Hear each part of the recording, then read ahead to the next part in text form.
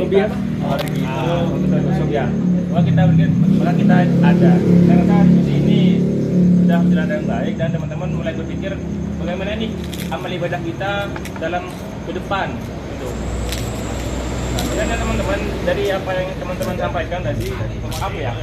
Saya rasa kita itu kayak mencari titik terang, menjadi satu kepindahan di mana kita mungkin pernah tahu dalam Qudul Fikih menjelaskan la yuzalu bisyak. Aywa, masya Allah.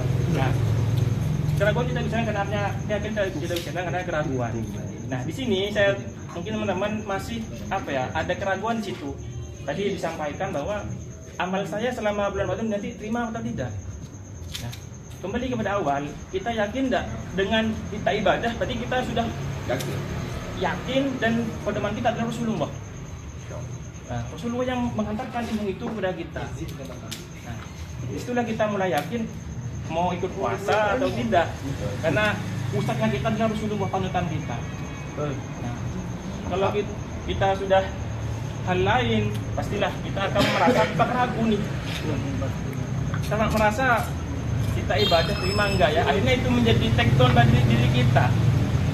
Nah, kalau kita sudah merasa ini sudah Rasulullah yang menyampaikan dan firman dari Allah sudah jelas tadi tidak disampaikan, tujuannya untuk takwa kita kepada Allah. Nah, insya Allah kita akan tidak ada nih rasa-rasa yang apakah yang masih galau, masih memiliki rasa ini dalam melaksanakan ibadah ini atau tidak. Nah, mungkin itu sih yang menjadi kita meniti dalam hal persiapan bulan Ramadan ini. Karena tidak mudah memang menjalani Ramadan ini, banyak tantangan. Itulah bulan yang untuk menebur dosa. Kita akan diberikan tantangan bagaimana kita terus menjalaninya. Itu sih yang ingin saya sampaikan. Masya Allah. Spek. Siap menikah. Agak di luar konteks tema ya. Ya. Mungkin lebih ke Mas Adit sama Mas Rofiki pertanyaannya. Pendapat kalian terkait hadis-hadis yang tidak sahih, yang kata Mas Rofiki tadi, kan itu bikin gimana ya? Oke, kita semangat tapi hadis itu ternyata Doif, itu gimana pendapat kalian? Kamu duluan. Gini ya, Mas. Ini saya tarik dari belakang dulu ya. Kita itu nanti masuk surga itu kita tidak tahu. Ini kita masuk surga itu lewat ibadah kita yang seperti apa. Apakah kita masuk surga sebab sholat kita, atau puasa kita, atau malah sedekah? Kita nggak tahu. Barangkali ini hadis sahih ya. Ini hadis sahih tidak diragukan lagi kesohihannya. Gitu.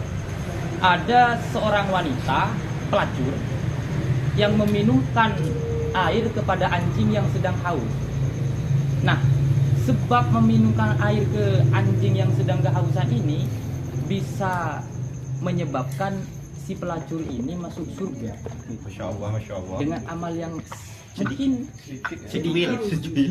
Dan apalagi subjek sama objeknya sama-sama najis. Kalau di pikiran kita, pelacur najis. LC. Objek yang dikasih minum juga najis. Tapi kenapa kok bisa jadi sebab masuk? Karena amal keikhlasannya meskipun sedikit gitu.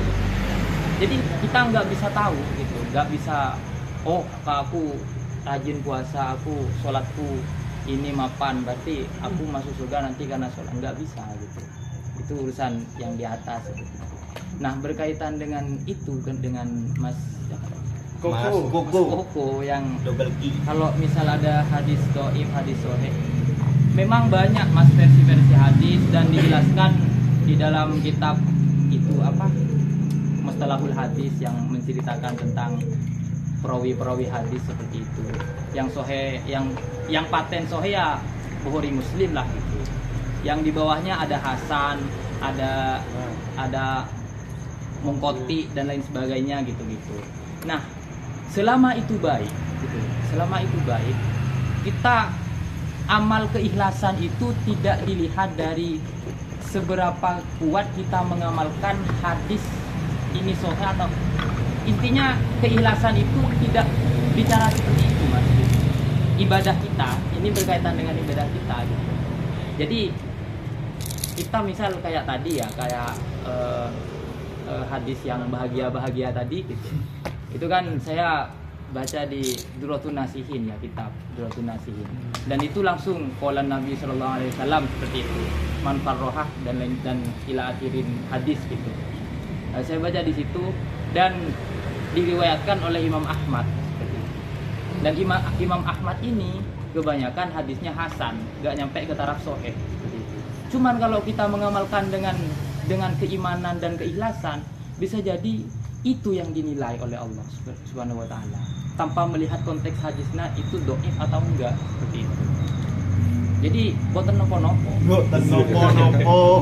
Enggak. Enggak. Boten nopo-nopo. Berarti bertahap ya. Ya, Antara ada ilmu yang mempelajari tentang itu, namanya ilmu mastolah hadis. apa gitu? Ilmu mastolah hadis. Ulumul hadis lah kalau biasanya di ini. Takut ya, oh ya. Ada ulumul hadis, ada di hadis. Mutakab ini nggak perlu dijawab sebenarnya.